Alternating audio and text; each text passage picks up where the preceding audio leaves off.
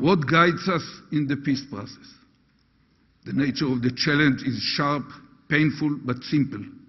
43 years ago, in a war forced upon us, we took over land and territories with great emotional significance to the Jewish people. But another people is there, one that numbers in millions and has its own aspirations and rights. The painful truth requires decisions and answers. 11 million people live between the Jordan and the Mediterranean. 7.5 million Israelis and 3.5 million Palestinians. If there is only one political entity named Israel controlling all this area, it will become inevitably, and the key word is inevitably, either a non-Jewish state or a non-democratic one.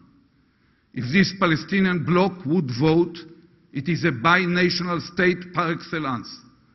If the Palestinian bloc would not vote, that's an undemocratic state. Neither of these is the Zionist dream. By pursuing peace with security, we are not doing the Palestinians a favor. We are simply working toward assuring the future identity and success of the Zionist project. Reality is shaped by the factual essence, not by sound bites and slogans.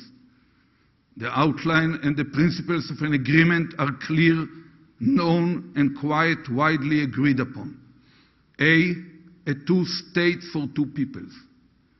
B, delineating a border within the land of Israel that will assure a solid Jewish majority for generations to come, and on the other side, a viable, demilitarized Palestinian independent state. C, holding the major settlement blocks under Israeli sovereignty and bringing the isolated settlements back home. D, solving the refugee problem within the Palestinian state. E, Jerusalem will be discussed at the end with reference to Clinton parameters, namely Western Jerusalem and the Jewish suburbs for us, the heavily populated Arab neighborhoods for them, and then agreed upon solution in the Holy Basin. F, signing an agreement which declares end of conflict and finality of mutual claims. And G, the agreement must, of course, be based upon strict security arrangements. The Middle East is a tough neighborhood. There is no mercy for the weak. An agreement will only be reached from a position of strength and self-confidence.